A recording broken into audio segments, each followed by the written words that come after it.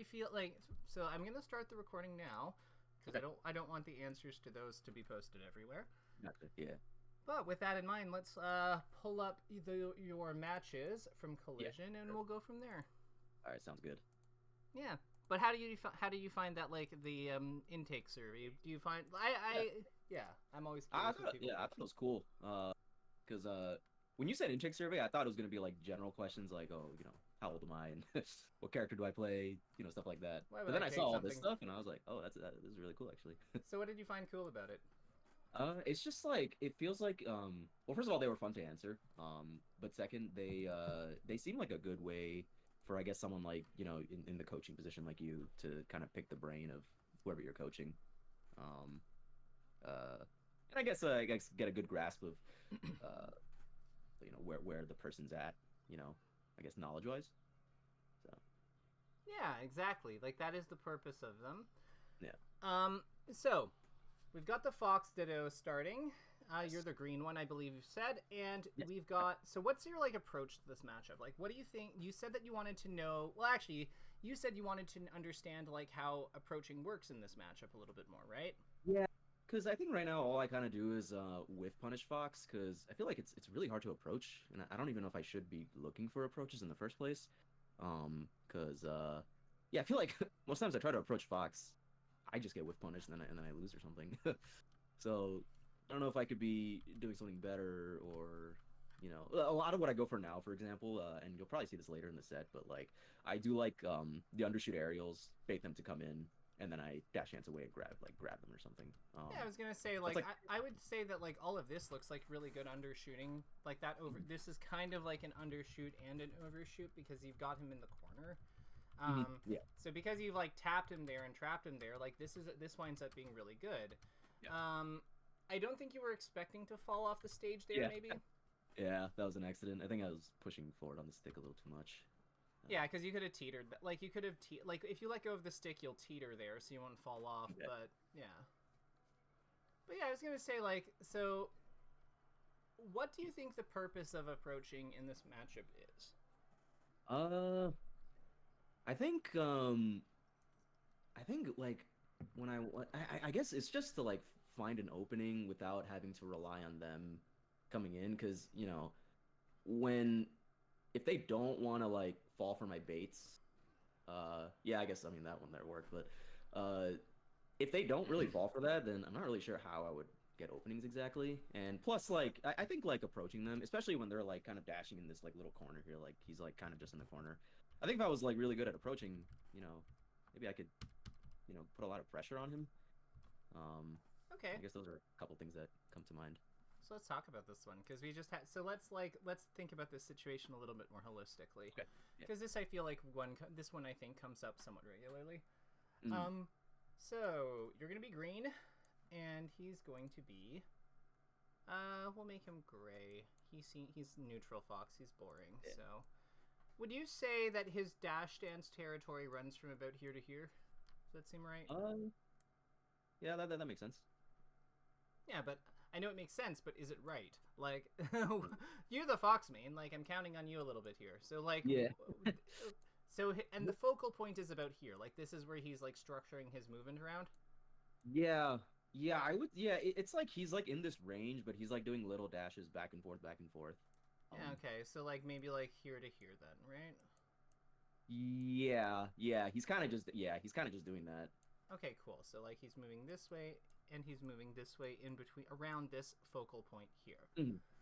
And then you're kind of doing something similar but not quite because you're over here, right? So you're kind of like working within this territory, right? Yeah, pretty much. I'm just like kind of dancing around this area. Okay, cool. So then what happens here is you use a short hop nair here, which kind of is like gives you an effective range of like let's assume you don't fast fall. Like where do you assuming you start your nair here, where does your nair take you? Yeah, if I short hop forward and do an air, it'll it'll take me somewhere like in the middle, like Like you from know. here to like maybe here? Yeah, yeah, Okay, exactly. cool. So this is our nair zone. Like this is our nair slash aerial zone. We're just gonna call it Mhm. nair for simplicity. But the reason I'm like pointing this out is because remember, we have just successfully in the match, we have just successfully initiated with this nair. So you saying that this is like because afterwards we're able to then get out of the way of his grab or like his counter hit, grab him, toss him into the air, and murder him. So Yeah. my question here is, how do you think this affects his decision making for the rest of the match? Does it affect his decision making for the rest of the match? Yeah. So I think if he sees that I'm just like undershooting, I mean, I guess that's kind of like an undershoot, like because I think I kill him after this. Yeah, this is absolutely undershooting. What we're doing with Yeah. this is if he came forward and tried to running shine us, if he came forward and tried to dash attack us, if he came forward with up smash, anything like that, this nair has stopped him from effectively doing that. We have limited his offense by doing it. Okay. Yeah, I guess for the rest of the match, I mean, he kind of just he'll probably try not to like engage as much, I guess, because he sees that, trying to engage before, he just got whiff punished for it. Or yeah, like I was just able to dash at his when he tried to punish me. So he would probably try to stop doing that, or maybe he would probably just overshoot too because he would read me dashing back. Yeah, but he has to wait for the nair in order to do that, right? Yeah, he does. Yeah, so I guess he would probably try to see me put out a move and then decide, okay, I know what he's going to do after this. I'm just going to try to punish that instead. So I guess he has to dodge my nair and then also just read what I'm going to do after. Yeah, so what you've effectively done is, I like to think of this space in between your dash dance zones as like this kind of like this is kind of like where the real fighting takes place, right? This kind of like blue area up here. This is like the mystery zone. This is I don't know neither of you really own this land. The land that you own is like between here and here. This is the stage you've earned. This is the stage he controls. By you doing this nair successfully, what you've kind of done is you've represented that like you're able to control further than your actual territory. I would say anything up to about here is what you actually control. Is what you're like actually influencing by doing that nair. So, with that in mind, you've actually gained a little bit of stage on this guy, which is kind of cool. So he's hanging back now to like, I bet he's going to my hypothesis is he's going to hang back further now that you've successfully punished him on this initiation. Would you say that's fair? Yeah, because I kind of, I guess, scare him back a little bit. Yeah, so let's see what happens. Let's keep going. So it wasn't a grab, it was a drill that he went for. Drill, yeah. Okay. Yeah, so he tried to punish you as you came forward. Let's see what he does. So... Oh, yeah, I guess went for running shine there. Although it missed, but... And you got a running shine there, so that's important. I'm pointing this out because... So you get this, you got that whiff punish there in the middle because those plays are those full hops are the types of things that would actually counter a short hop nair because like you kind of go over it and land on him after. Yeah. So what you are able to then do is you're able to hang out in center and then like get a punish on him. I'm thinking, so yeah, he's actually being a little more active than I thought he'd be because he's like now moving into trying to basically like use things that are good versus like short hop nair to contest it as opposed to trying to like directly punish it. So he's kind of like beating you out at undershooting now. You see how that works, right? Like he's just kind of adjusted his undershoots to be better undershoots, I guess. Yeah, okay. Yeah, because he saw that he was losing to my undershoot before. So now he's picked one that's better against other undershoots, basically, but like carries a little more commitment in it. So like because I would argue that the full hop style, it's not actually good. It's good versus Fox's undershoots, but bad versus whiff punishes. Because like by full hopping, you're like committing a lot to a much longer trajectory. So there's more time for the opponent to react. I think that's actually why Sunsei is really good at this matchup in general. Because Sunsei like is heavy dash dance. Okay, I see. Okay. Have you ever watched Sunsei play? Yeah. I know he's like really good. I mean, I saw him beat Cody recently, so I guess. you know. He's beaten like all of them. Like he's got like multiple wins on Leffen. He's got a win on Moki, I think. Like he's beaten literally all of them. Yeah, it's crazy. Okay. And I think it's because he slants his playstyle so heavily towards dash dancing, and a lot of the meta Fox option is full hop. Yeah. Okay. So he's doing the thing that's punishing like the meta option. Yeah, he's anti-meta. Absolutely. Yeah. And he has been for a very long time, because like the thing about Fox's full hop is it's a really good answer to things that are not exactly fine ground control. But yeah, like we can see here, how does he get this initiation? So you see how you how you're both going for like full hops and anti-airs, and you're just kind of like jockeying for position with that. Imagine if you had just left not raise your shield and dash dance below him. Yeah, I don't know why I don't know why I jumped there actually, because could have just been pressure, like panic option, maybe. But like you can see what I'm getting at, right? Like I think that when foxes start doing this leapfrog kind of thing with your full hops, it's tempting to like want to stay underneath him, but the reality is that this is not actually a good position for the fox on the ground. Why do you think that is? It seems like no matter what I do, I'm probably gonna lose. Like if he throws out an aerial here, I try to jump out, which is what I do. I just lose that interaction. If I just stay shielding, I guess he could just land and like he'll start pressuring my shield. Yeah, so it seems like most of what I could do kind of loses, unless I just back off. Seems like backing off is the only one where I can't beat him if I'm backing off, but he also can't beat me. I can just reset it to neutral. Right. So let's make another handy dandy diagram. Okay.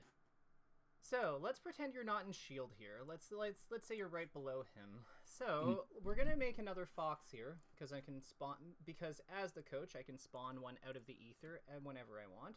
So let's say we make another fox here. We're gonna give him a nose and like his weird like fox eyes and a tail.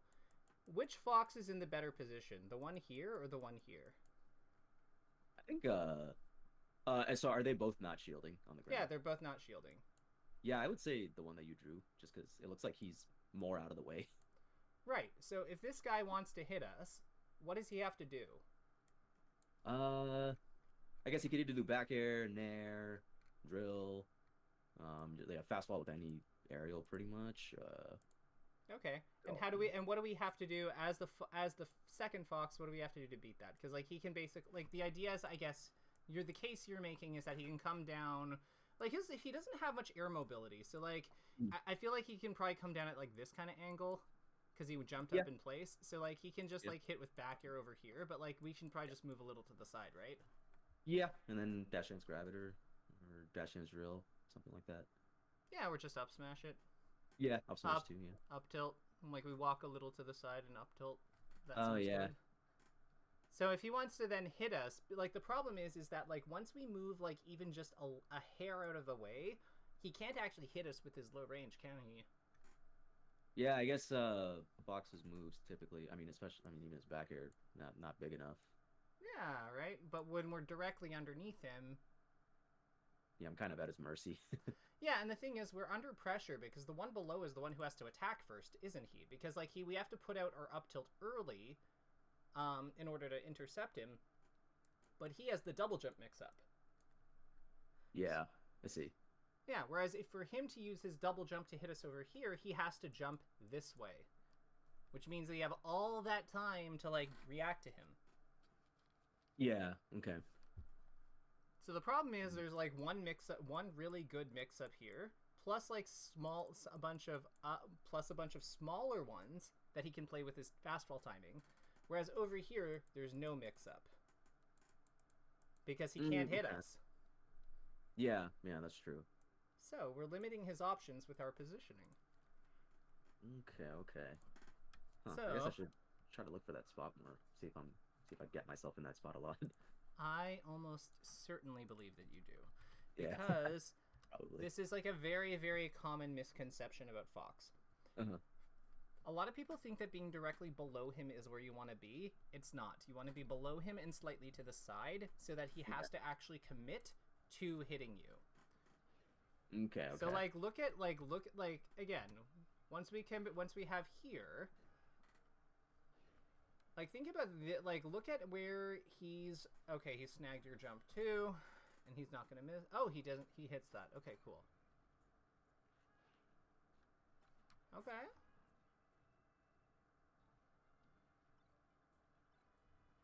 Yeah, that I was kind of just hoping he would run into that. So look at what happens when you're directly below him. So he comes up here with this waveland. Because you go for some kind of coverage on him. Fair enough. Yeah. These things happen. And then, like, immediately, because he can do this, you have to raise your shield. Yeah. And then I'm kind of in a weird spot.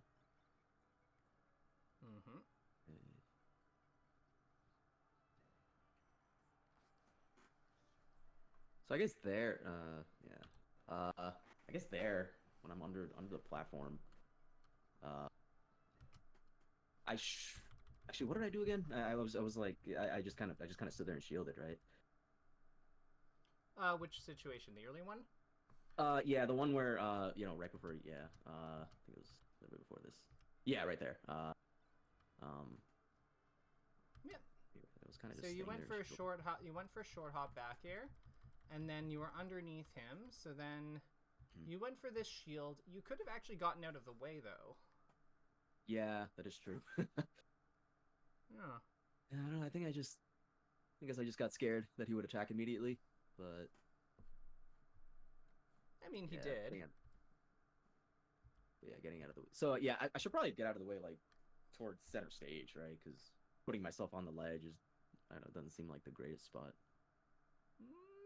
No, but it isn't. But what if you dash over here and then short hop back with back air? Okay, yeah, that is true. Or like dash, turn around, dash, smash, turn up, pivot up smash. Yeah. Because I do have a little bit of space. Pivot back throw. Oh yeah, I guess. Yeah, okay. I see. Like, I'm not saying that, like, if you know you have time to go over here, sure, that's better. But like, if you know you have time, then like, yeah, you probably don't raise your shield here, right? Right. Yeah, because I got kind of scared. Yeah, so this is like, we're leaning into the scared option. The other thing you could do, honestly, I'm pretty sure, like, this is not 60 frames per second on YouTube. I'm reasonably sure, given like all the overlap with frames. But like, if he has enough time to like, if he's starting his down air at the same time that you're like raising your shield, you could probably up tilt it immediately too. Okay, I see. Yeah, just throwing out, and if it trades, it's not the end of the world versus his dare anyway. Yeah. So it's like, interestingly enough, this is kind of the undershoot, overshoot, whiff, punish triangle in kind of a way, in a small, like in a way. By not using your full suite of options here, like you've limited yourself somewhat, because like it's over here, I think, that we had it. So yeah, he goes up here. So you go for this undershoot. He gets out of the way, goes for like counter hit, but he's going like into your zone. So you have like the option to like beat it out with with like your own undershoot or like wall, like self defense that's like more suited for this situation. It's risky because he could play a timing mix up, or he might just be there first.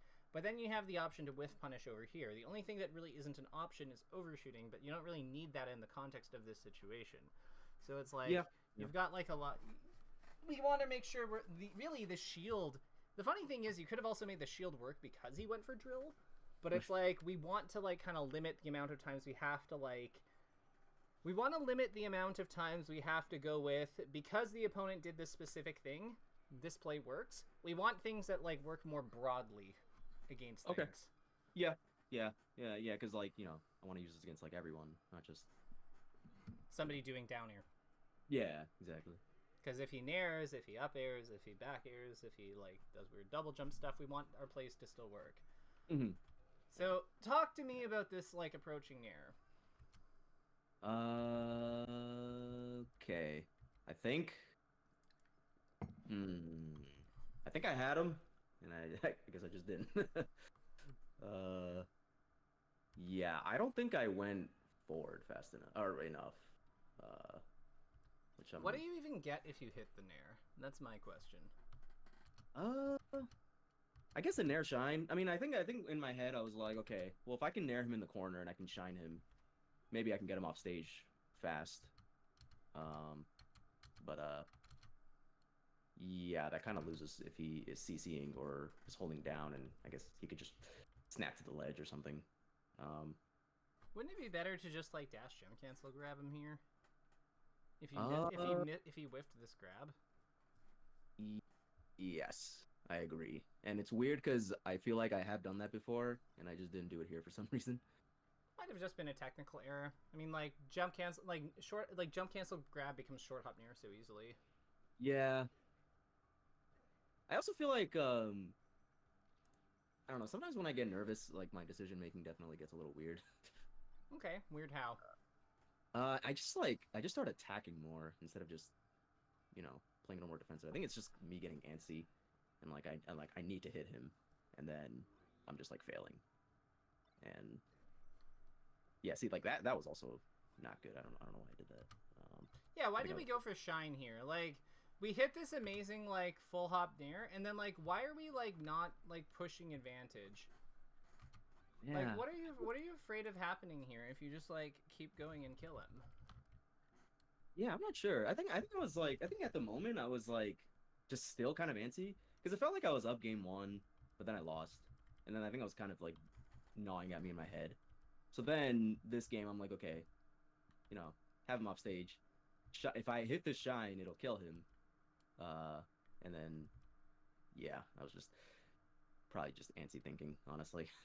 No worries, like these things happen, but like I'm almost wondering like why didn't we just like wall jump shine him? Oh, you think so? No, like actually, like you're also lining up perfectly for the Armada shine. Like, but if you fast fall here to land, right? You Yeah, just hop up. You can just like hop forward and hit him out like during the Armada shine window, right? yeah, I could.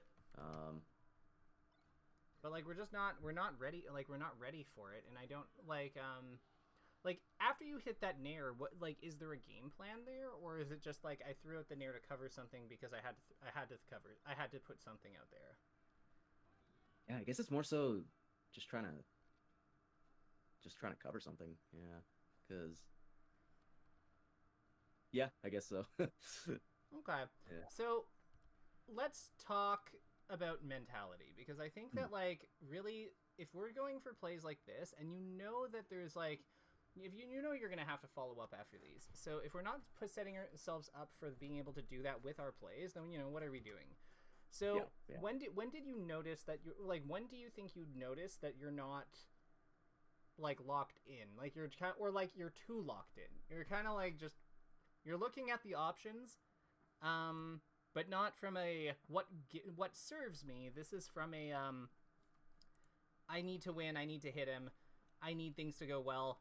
Like when does that flip happen? Is it at the end of the game one, or like Yeah, I think yeah, because game one, I think especially in game one, if I was up, at least I felt like I was up. But then I still lose because maybe some things didn't go my way or something. Um, I think that's when it kind of starts to happen because it's like, oh, uh, now I need to actually, you know what? No, I think so that'll happen, right? That's like the start of it.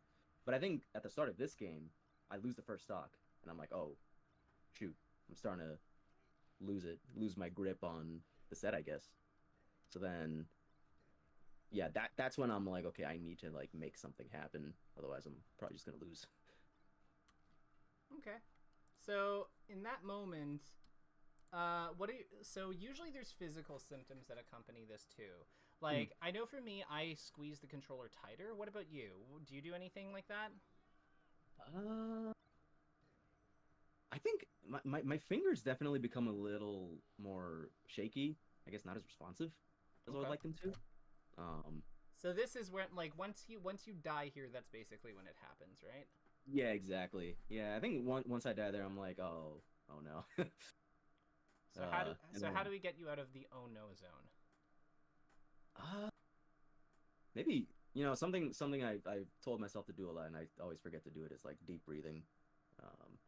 or taking my time on the angel platform.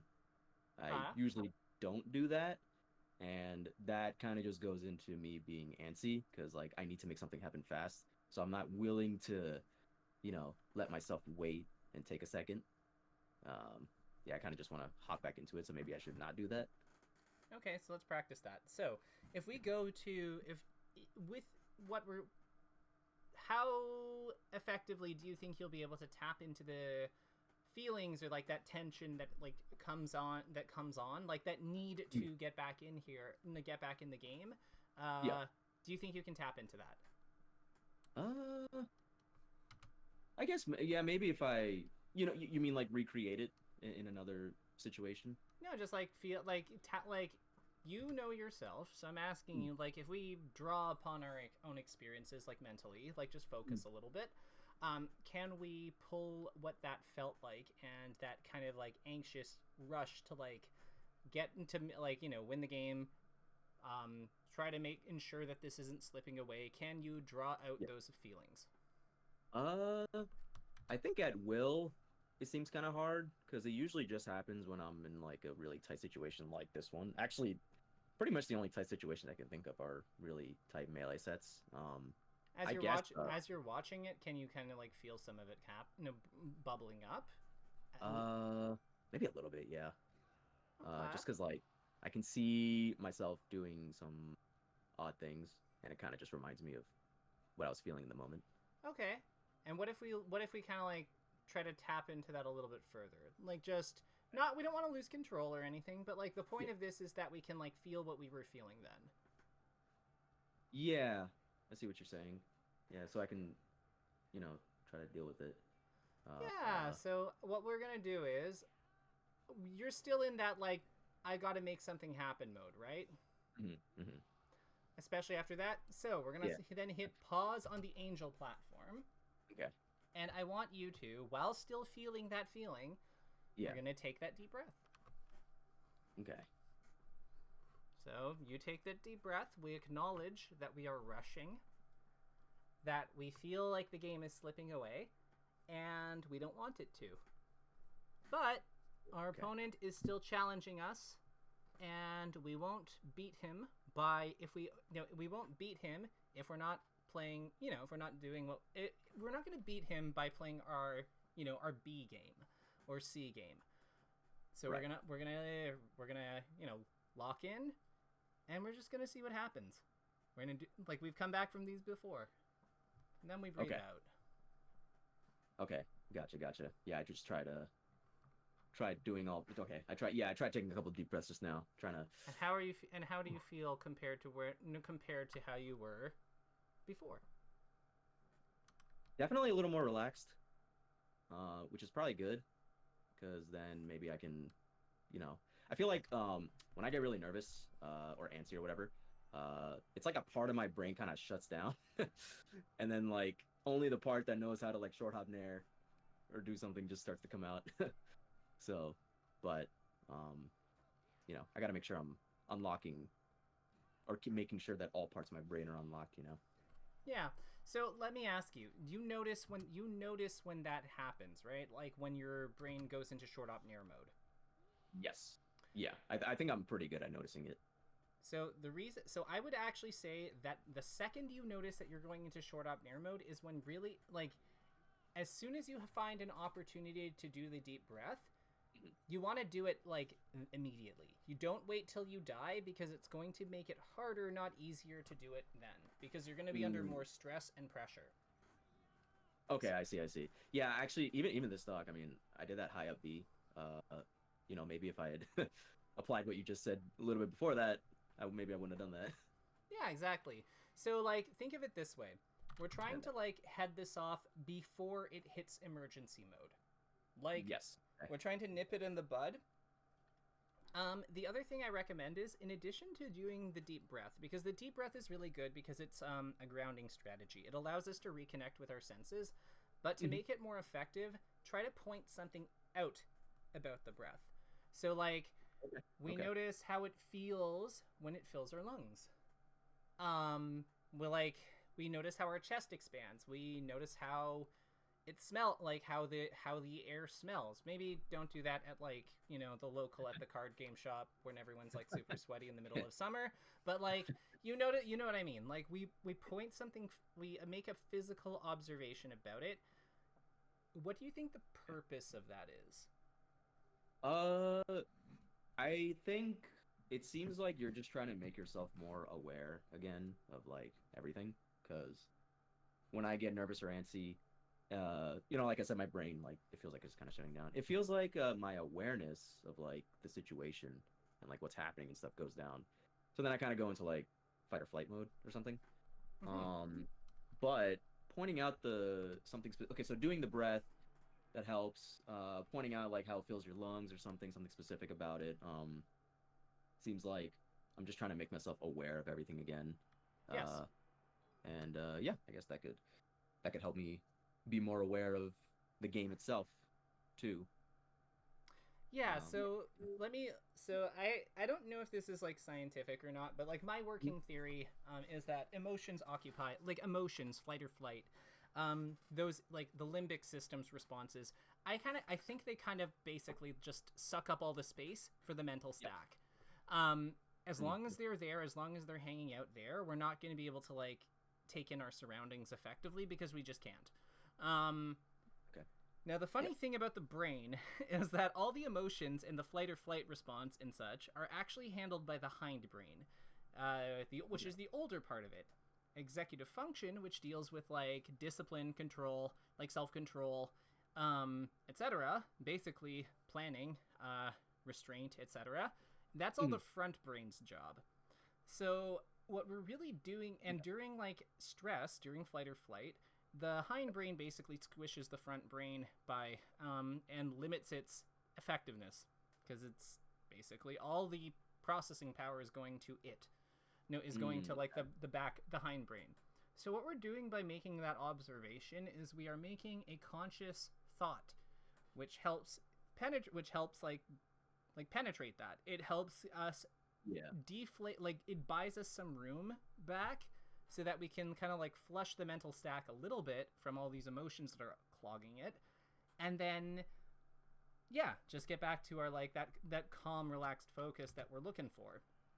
Okay. The other thing you can do that makes it easier is if you acknowledge the feeling that's accompanying it. Because again, if we, you know, what we know about emotions, generally they're a lot more easy to work with when we acknowledge they're there. When we try to suppress them or hide them or pretend that they're not happening, that's usually when things go south, because they then go, you're not paying attention to me, and I am like valid, I have a right to be here, and we're being like, shut up, like I'm playing Smash Brothers Melee. And then they're like, well, I'm still upset because this Jigglypuff is playing super lame. And it's like that's how we get those like really that's how we entered like the downward spiral. So but if we just acknowledge like, yeah, this is really frustrating, I'm not liking this, but I still want to win, so we're gonna see what happens. So like admits that, you know, I should just, if I'm getting nervous or antsy and I'm noticing it, I should just tell myself that like, hey, you're getting nervous and antsy, like.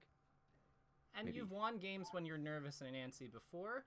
Yeah. I'm not like, and again, it's not that you can promise yourself you're going to win or should win, but it's just an acknowledgement of like, hey, I am nervous and antsy because I care about winning this set. Yeah. I have won sets like this before. I have also lost them, but so we're gonna see what happens, and then we get back to it. Because if you have enough time to like be antsy and nervous and scared of your opponent, you have enough time to mentally reset from those things. So yeah. Okay. Yeah, it's good to know.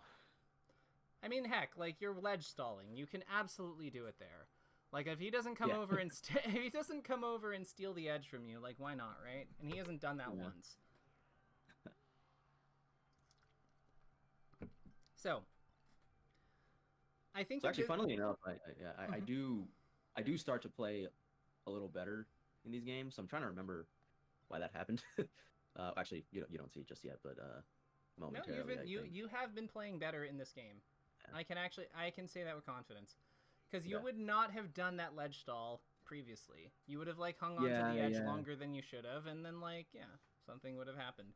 But I think what it is you're like, weirdly enough, this is actually really common. Like, once people realize that they're about to lose, they kind of get into the, okay, whatever, the game is over, but let's just play it out. And then weirdly enough... Exactly. Yeah, that definitely happens to me. Yeah, and then the funny thing is you play way better, and then it's like, the feeling you have after is always like, I bet it, if you're anything like me, it's usually, man, if only I had done that from the get-go. Exactly, yeah, it's like, I wish I could just stay like that the whole time.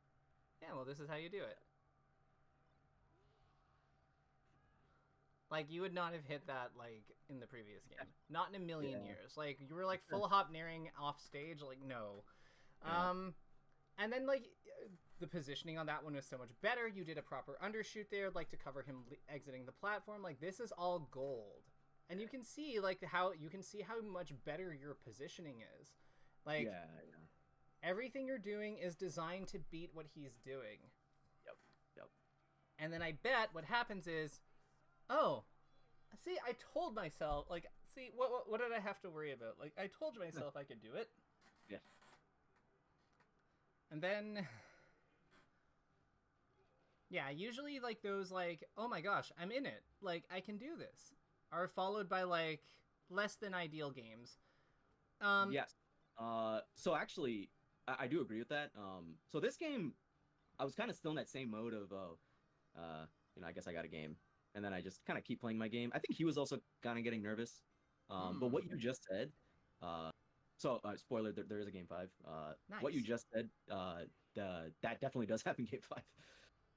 Because definitely less than ideal of a game 5 than I would have liked. Okay, so let's focus on the good things going on here. Like, in our last, like, 14-ish minutes, let's focus on the good things going on here. So, like, because if this is you playing, like, closer to your level, I'm kind of interested in, like the before and after.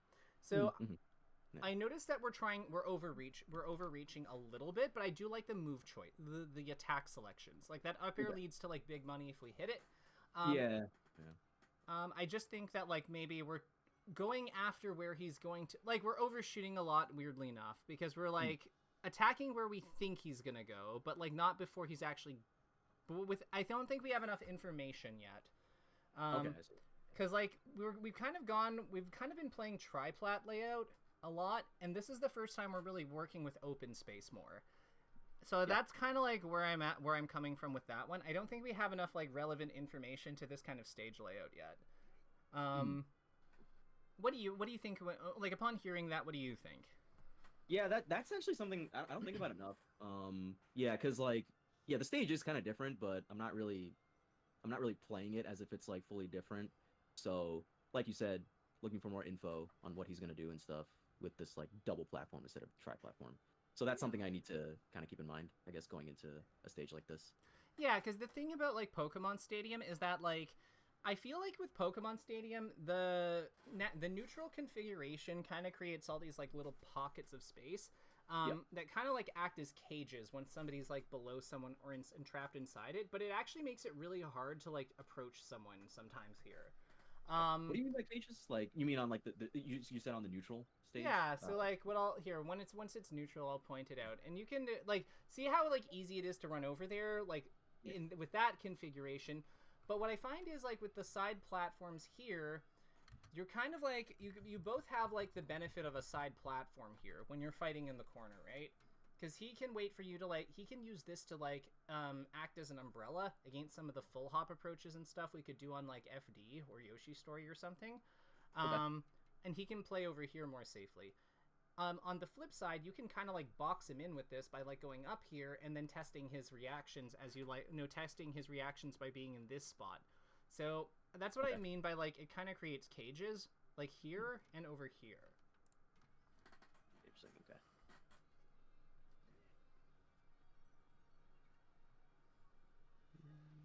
See what I mean? Like, yeah, like, he waited for it, but his execution was off because I think he dash grabbed or something. Yeah, that's true. And then on the flip side, you're using, like, this to create, like, a wall kind of with your full hop, and it's really hard for him to understand, like, where you're gonna land because you have, like, a mix-up here. Because you can land here, you can go here, like, you've got a lot of options here. And as a result of that, you actually like manage to like threaten him really effectively here, and then like get that grab. Okay. I feel like I kind of did that subconsciously, so I'm trying to like, make sure I do it, more consciously. I mean, like, heck, like, look, you like, because you can stop in front of him when he goes in there. Like, this is the other thing I mean when I say it creates cages, because like, you're able to change gears in that position, whereas on like another stage, like, oh wow, you went deep, okay.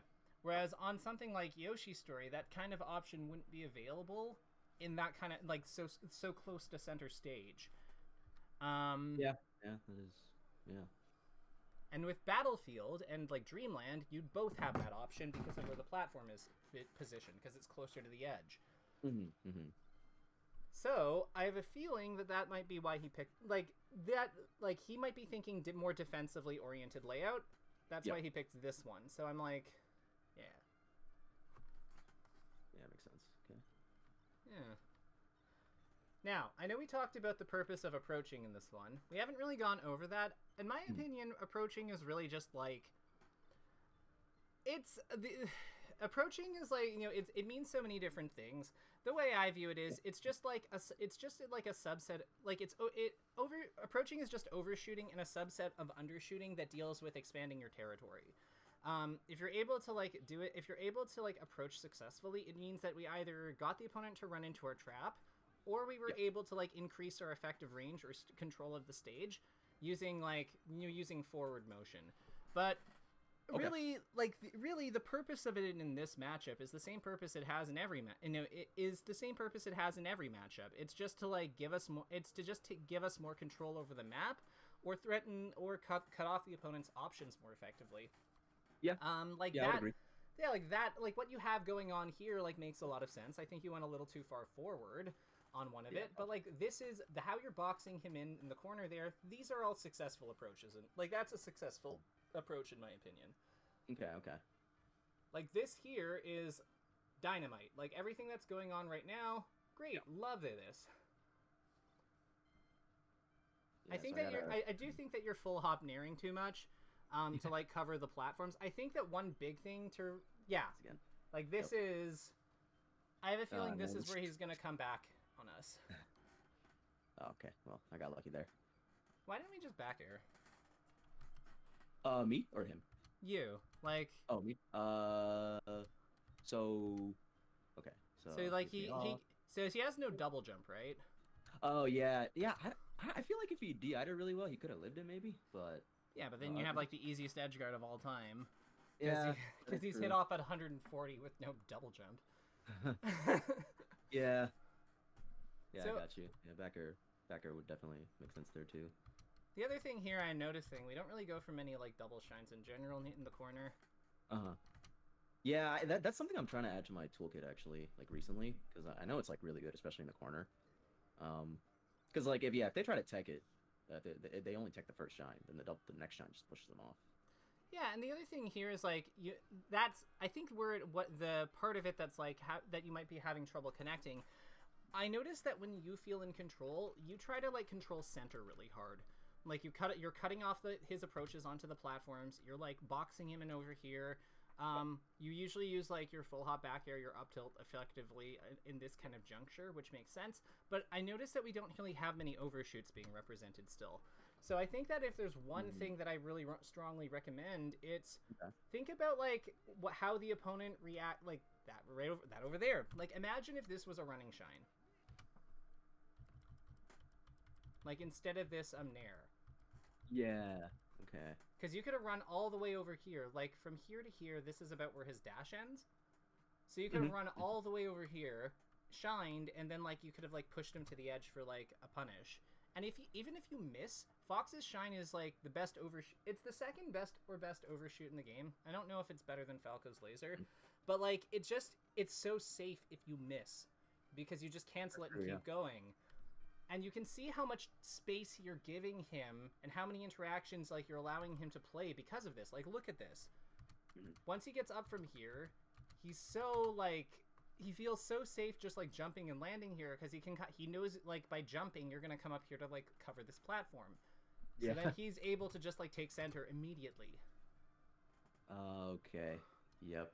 That is definitely true. I think I'm just really trying to get him off stage by covering as much space as I can in that like corner, and that results in me doing those full hop nairs on the platform into immediate fall through aerial or something. Yeah.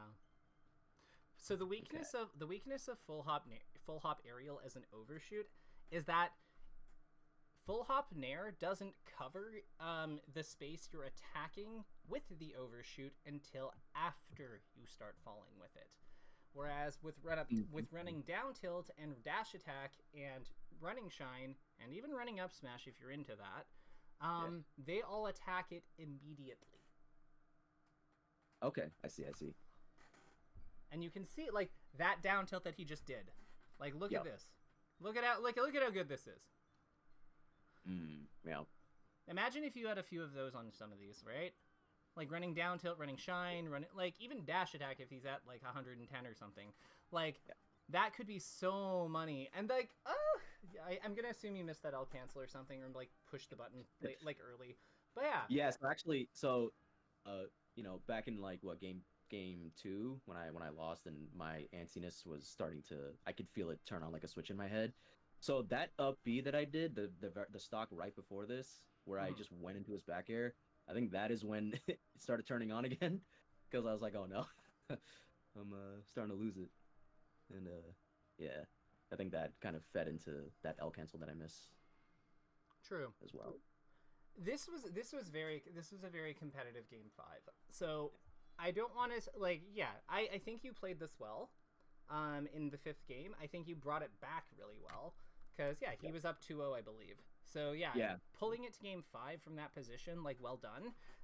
But I think if you want to be able to beat people of this level, like beat people of this level and above this, like consistently, we're gonna need to like expand your skill set, because right now we're really not seeing like one of the fundamental like positional components represented. And like your Fox, like, come on, dude, like he's got all the options. So if we're not really... that's the thing. I still don't use them all, and I'm still trying to unlock parts of the character. It feels like sometimes, and it's like, I think when I go into like sessions, I think something I should start doing, and I don't feel free to disagree, but like I gotta like, okay, there's this thing I'm not doing enough of. Just go into the session and like try to like do it a lot, or like look for situations where you can do it a lot, and then maybe it'll just stick into my brain or something. That's like no, that's good. So like the way I'd suggest is, so break it up into steps, because a lot of times people are like, just go and do it, LOL, but it's not really that simple. It can, if you're as talented as Mango, then maybe it is, but for us mortals, what I would suggest is break it down into steps. So if you find, like, here, let's back this up actually. Let's go for this like full hop, like the full hop nair or whatever it was. I think it was like on this stock that it's when it's a full hop nair you do over when he's into the corner at some point. I'm just looking for it.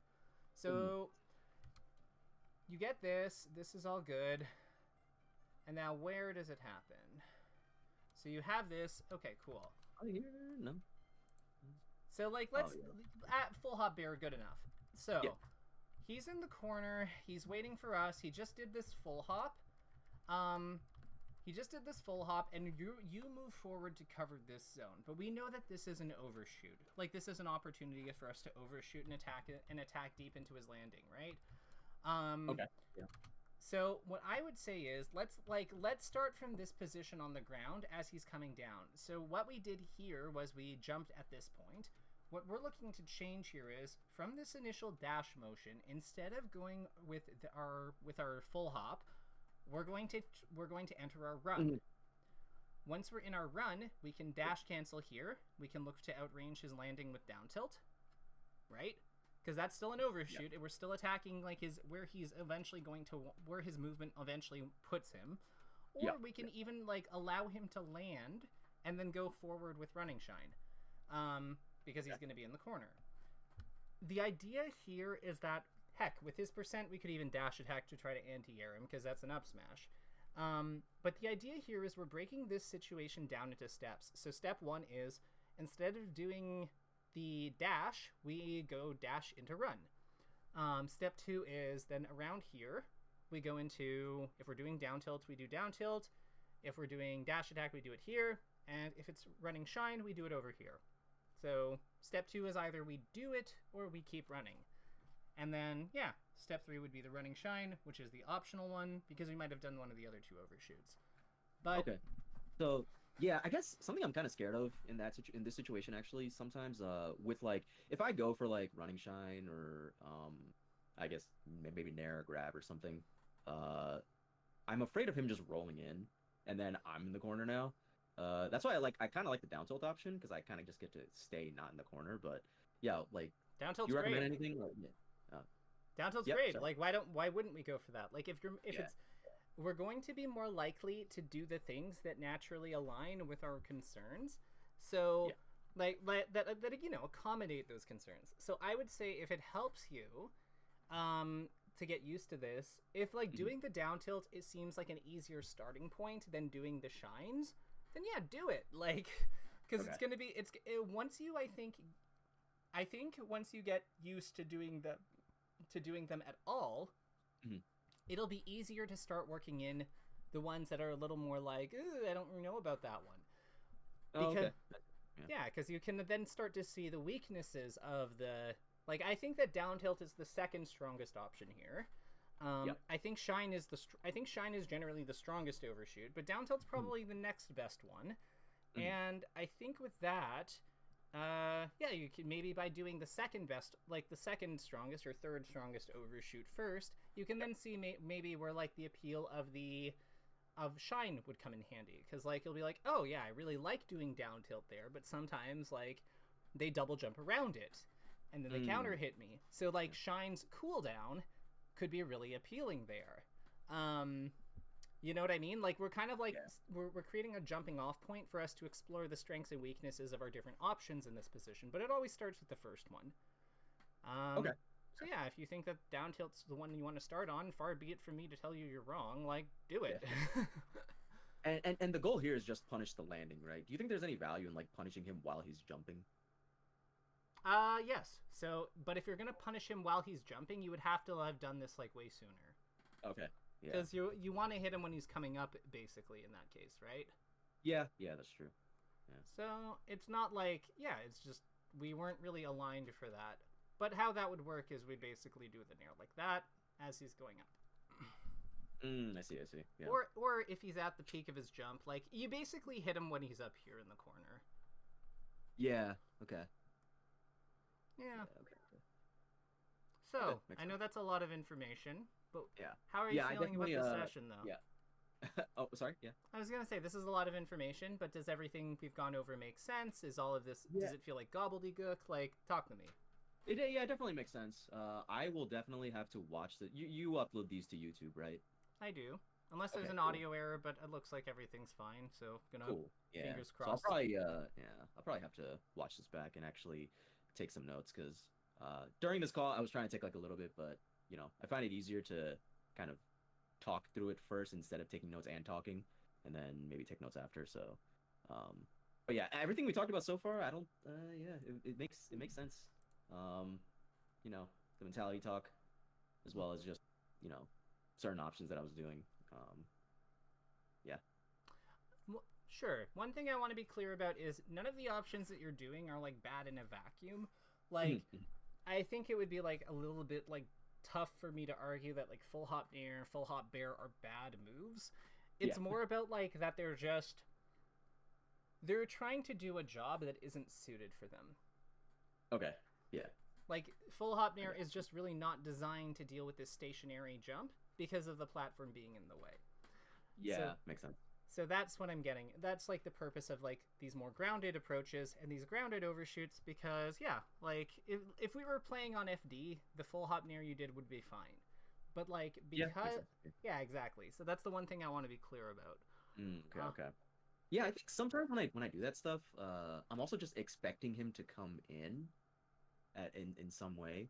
Although I guess the platform still would kind of block that because if he's coming in on the ground, then I don't get anything. Well, what's worse is that's exactly what happens. Like, look.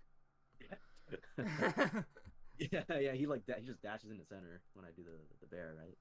Mm-hmm. Yeah. Okay. And this is basically how he starts to get back into the game. So all I'm pointing out is the move is not bad in a vacuum. We just need to use things, but there's still a void in your skill set, specifically when it comes to grounded overshoot. So I'm gonna trust you to I'm gonna trust that the next time I see you, there's gonna be some down tilts and maybe some shines in some of these kinds of spots. Sound good? Yeah, for sure. I will try to do some ranked actually, so that I can get some more, quality sets to go over next time. So, yeah. All right, cool. All right, I'll let you go play ranked, but I enjoyed this. I hope you did too, and hopefully I catch you again soon. Yeah, absolutely. Yeah, this was great. Yeah, thank you. All right, take care, Nation. Right. You too. Yeah, thanks.